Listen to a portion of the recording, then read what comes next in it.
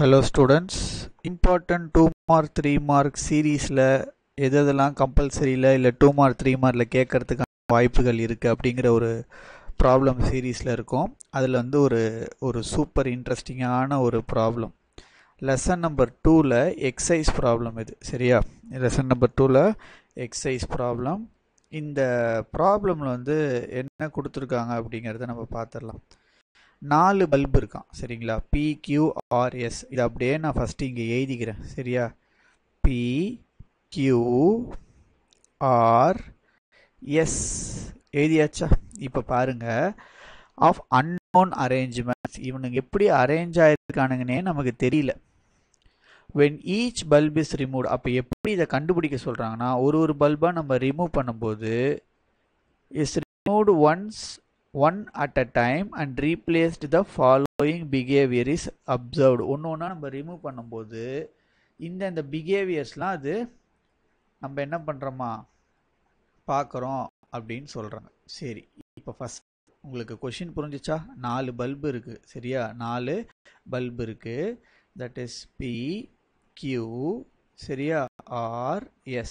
இது ஏன் இன்னொரு வாட்டி இந்த இடத்துல எழுதுகிறோம்னா கொஞ்சம் நம்மளுக்கு இன்னும் ஈஸியாக புரியணும் அப்படிங்கிறதுக்காக. ஓகே, இப்போ பாருங்கள், P இஸ் ரிமூவ்டு. Pயை வந்து நம்ம என்ன பண்ணுறோம்னா சர்க்கியூட்லேருந்து ரிமூவ் பண்ணிட்டோம். இந்த Pயை நம்ம சர்க்கியூட்லேருந்து ரிமூவ் பண்ணிட்டோம்னா மீதி இருக்கிற 3 பேருமே ஆனில் தான் இருக்காங்களாம். மீதி இருக்கிற 3 பேர் எதில் இருக்காங்க? ஆனில் இருக்காங்க. அப்போ என்ன இதுலேருந்து நம்ம என்ன தெரிஞ்சுக்கலான்னா, ஒரு லோடு, ஒரு பல்பு ரிமூவ் பண்ணதுக்கு அப்புறமும் மீதி இருக்கிற எந்த லோடையுமே அது அஃபெக்ட் பண்ணலன்னா அது என்ன கனெக்ஷனில் இருக்குன்னு அர்த்தம்? பேரலல் கனெக்ஷனில் இருக்குன்னு அர்த்தம். புரியுதா? அப்போ P என்ன கனெக்ஷனில் இருக்குது? Parallel connection. புரிஞ்சிச்சா? இது புரிஞ்சிச்சா? நல்லா சொல்கிறேன், கேட்டுக்கோங்க. 4 பல்பு இருக்குது. அதில் ஃபஸ்ட்டு P பல்பை ரிமூவ் பண்ணும்போது மீதி இருக்கிற மூணு பல்பும் எப்படி இருக்குன்னு சொல்லிட்டாங்க? ஆனில் இருக்குன்னு சொல்லிட்டாங்க. அப்படின்னா இது என்ன அர்த்தம்? P வந்து பேரலலாக இருக்குன்னு அர்த்தம். கிளியரா? அடுத்து Qவை ரிமூவ் பண்ணுறாங்க. இந்த Q பல்ப் என்ன பண்ணுறாங்க? அடுத்து ரிமூவ் பண்ணுறாங்க. இதை ரிமூவ் பண்ணும்போது, சரியா, இதை ரிமூவ் பண்ணும்போது P பல்ப் என்னவா இருக்கான்? ஆனில் இருக்கான். சரியா, அப்போ இவனை ரிமூவ் பண்ணும்போது வேற யாராச்சும் ஆஃப்ல இருக்காங்களா? அப்போ எஸ் வந்து எதில் இருக்கான்? ஆஃப்ல இருக்கான். அப்போ இவனை ரிமூவ் பண்ணும்போது இவன் ஆஃப் ஆயிட்டான்னா அப்படின்னா என்ன அர்த்தம்? Qவும் கரெக்டா எஸ்ஸும் எதில் இருக்காங்கன்னு அர்த்தம்? சீரீஸில் இருக்காங்கன்னு அர்த்தம். புரியுதா? இவனை ரிமூவ் பண்ணும்போது இவன் எப்படி இருக்கானா? இவன் ஆஃப். புரியுதா உங்களுக்கு? அப்போ ஆர் எப்படி இருக்கானா? அவன் மட்டும் எப்படி இருக்கான்? ஆனில் இருக்கான் அப்படின்னு சொல்கிறாங்க. இது புரிஞ்சிருக்கும்னு நினைக்கிறேன் உங்களுக்கு. இந்த கண்டிஷன் புரிஞ்சிருக்கும். இப்போ பாருங்க, இதுதான். இப்போ அடுத்து என்ன கொடுத்துருக்காங்க பாருங்க. ஆரை என்ன பண்ணுறோம்? நம்ம ரிமூவ் பண்ணுறோம். சர்க்கியூட்லேருந்து நம்ம ஆரை ரிமூவ் பண்ணும்போது அவ்வளோதான், மொத்தமாக போயிடுச்சு. இது ஆஃபு, இதுவும் ஆஃபு, இதுவும் ஆஃப். அப்போ ஆர் எப்படி இருக்காங்க? ஆர் வந்து சீரீஸில் இருக்கான். ஆர் எப்படி இருக்கான்? சீரீஸ் கனெக்ஷனில் இருக்கான். புரிஞ்சிச்சா? ரைட். நெக்ஸ்ட் என்ன கொடுத்துருக்காங்க பாருங்க. எஸ்ஸை வந்து என்ன பண்ணுறாங்க? ரிமூவ் பண்ணுறாங்க. எஸ்ஸை ரிமூவ் பண்ணும்போது P வந்து எதில் இருக்குது? ஆனில் இருக்குது. ஏன்னா அது பேரலல் தானே, அதனால் ஆனில் இருக்குது. அடுத்து Q எதில் இருக்குது? ஆஃபில் இருக்குது. Q எதில் இருக்குது? ஆஃபில் இருக்குது. R எதில் இருக்குது? ஆனில் இருக்குது. அப்போ இந்த கண்டிஷனை வச்சு நம்ம என்ன வரைஞ்சிடலாம்? நம்ம என்னென்னலாம் இப்போ சொன்னமோ அதை நம்ம சர்க்கியூட்டில் வரைஞ்சிடலாம். ஃபஸ்ட்டு நான் ஒரு என்ன போட்டுக்கிறேன், உங்களுக்கு இது புரிஞ்சிருக்கும்னு நினைக்கிறேன். கரெக்டாக? சரி, நம்ம வந்து ஒரு சர்க்கியூட்டை ஃபஸ்ட்டு ட்ரா பண்ணிடலாம். என்ன சர்க்கியூட்டு?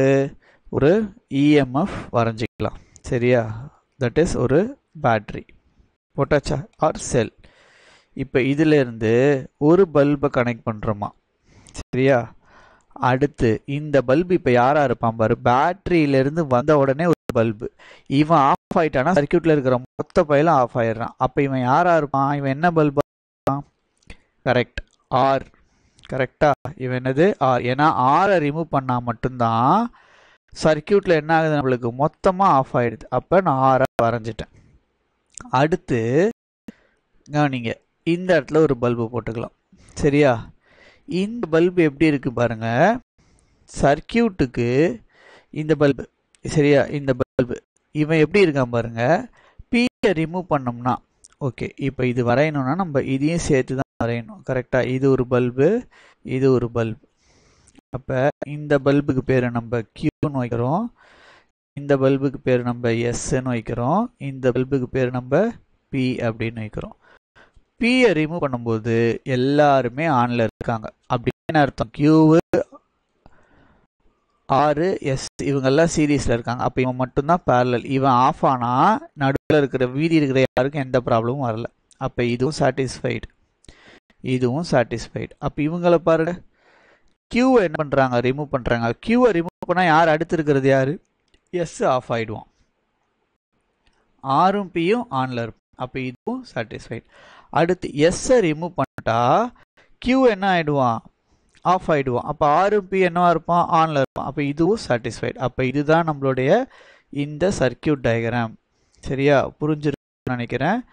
ஒரு வாட்டி பார்த்துக்கோங்க. இதெல்லாம் கேட்டிருக்காங்களா, கேட்கறதுக்கான வாய்ப்புகள் இருக்குது. ப்ராக்டிஸ் பண்ணிக்கோங்க. தேங்க்யூ.